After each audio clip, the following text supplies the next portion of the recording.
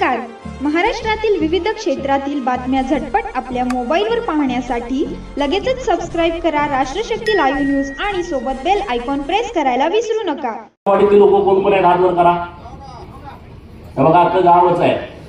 तर तुम्हाला बॅलेट वरती मतदान पाहिजे आहे का? हात वर करून सांगा, तुम्हाला बॅलेट वरती मतदान पाहिजे आहे का?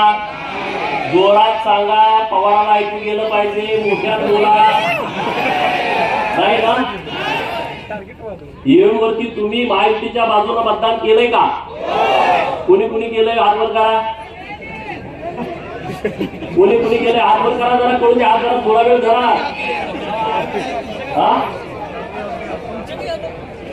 आणि म्हणून आम्ही ठरवलं की मार्कणवाडी गावामध्ये गेलं पाहिजे. महाराष्ट्रामध्ये आणि देशामध्ये मार्कणवाडी पॅटर्न आणि पहिल्यांदा पॅटर्न कुणाला दिसला? अरे माझं रक्ता मांसाचं गाव आहे, माझ्या पै पावड्यांचं गाव आहे, 90% इथं धनगर समाज राहतो. आणि मग माझी जबाबदारी वाढली की अरे धनगरांना पुढं काय केलं की म्हणजे या महाराष्ट्रातला धनगर समाज लोकशाहीच्या माध्यमातून जी निवडणूक प्रक्रिया पार पडते त्याच्या विरोधात आहे असं वातावरण करण्याचं महापाप शरद पवारांनी केलं. म्हणून आम्ही मार्कणवाडीवर जायला लागलो.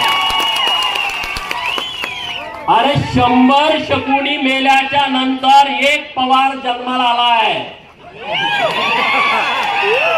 100 शकुनी मेल्याच्या नंतर एक शरद पवार जन्माला आलाय. याचं डोकं बघा की धनगर समाज हा कायदा मानत नाही, धनगर समाज हा लोकशाही मानत नाही. अरे 100 गावांच्या विधानसभा मतदारसंघामध्ये माझ्याच मार्कणवाडीला का पुढे केला?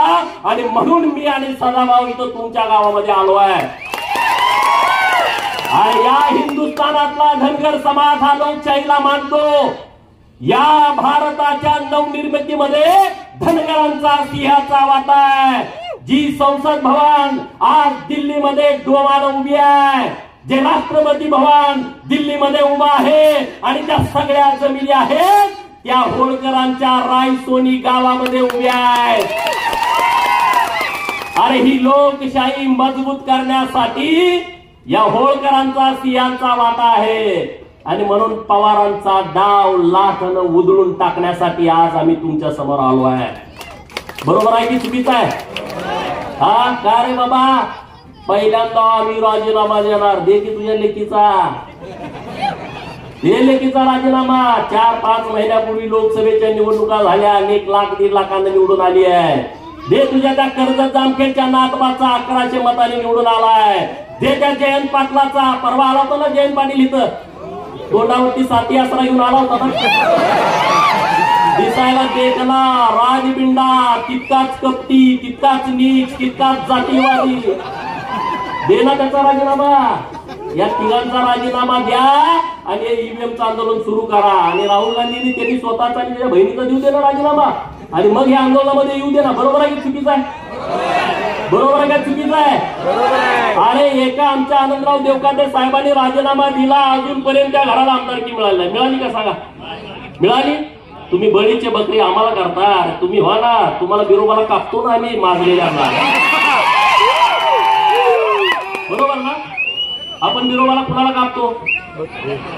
बोकाड. ते कुठलं बोकाड कापतो? 10-12 बोकड आपल्याला असते. कुणाला कापतो?